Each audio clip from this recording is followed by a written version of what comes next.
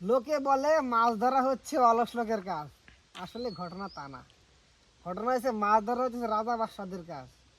কারণ ঘরে থাকবে গোলা ভরা ধান, মাঠ ভরা ফসল, ব্যাংকে থাকবে টাকার অঙ্ক বিশাল মোটা, তারাই তো আনন্দে মনের সুখে মাছ ধরতে পারবে।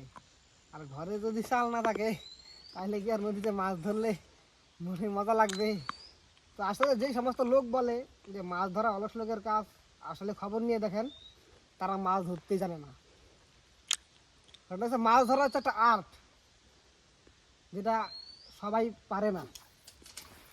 ঠিক আছে, এর মধ্যে একটা ছোট একটা মাছ টান দিল, কিন্তু যদি মাছটা ধরিনি।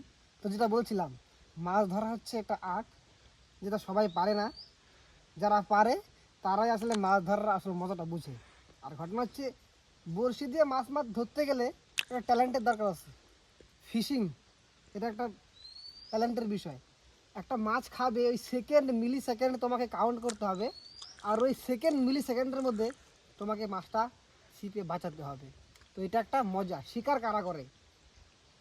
যাদের শিকারের নেশা আছে তারাই শিকার করতে পারে। তো শিকার করাও একটা ধৈর্যের ব্যাপার আছে। আর ঘটনা হচ্ছে, আপনি দেখে থাকবেন এখানে সেখানে লোকে বলে মাছ ধরে ওর ওই তো অলস, কাজের অলসতা। আসলে না, বড়শি দিয়ে মাছ মারতে গেলে তোমার সেই রকম একটা ট্যালেন্ট থাকতে হবে, না তুমি বড়শি দিয়ে মাছ ধরতে পারবে না।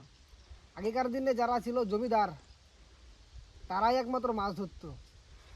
ঠিক আছে, এটা আসলে রাজা বাদশাদের পেশা, জমিদার লোকেদের পেশা। এটাই বলবো, যারা যারা মাছ ধরো তারা লোকের কথা শুনে কষ্ট পেও না, তোমরা কন্টিনিউ মাছ ধরে যাও আর লোককে আনন্দ দিয়ে যাও। আসলে মাছ ধরাটা খুবই মজার বিষয়। দেখুন কি সুন্দর প্রকৃতির মাঝে বসে বসে মাছ ধরছি, মজা নিচ্ছি। এটাই আসলে বাস্তবতা, মানে বেঁচে থাকার আনন্দ এটাই। তো বাবু, বেশি বেশি কথা বলবো না, আজকে এইটুকুই। ভিডিওটা কেমন লাগলো অবশ্যই কমেন্ট বক্সে জানাও। আর যারা যারা শিকার করো, যারা মাছ ধরো, তারা অবশ্যই ভিডিওটি শেয়ার করবে, তোমরা জানিয়ে দেবে তোমাদেরকে যারা অলস বলে তোমরা তাদেরকে উত্তরটা দেখিয়ে দাও যে আসলে কি। তো ধন্যবাদ সবাইকে।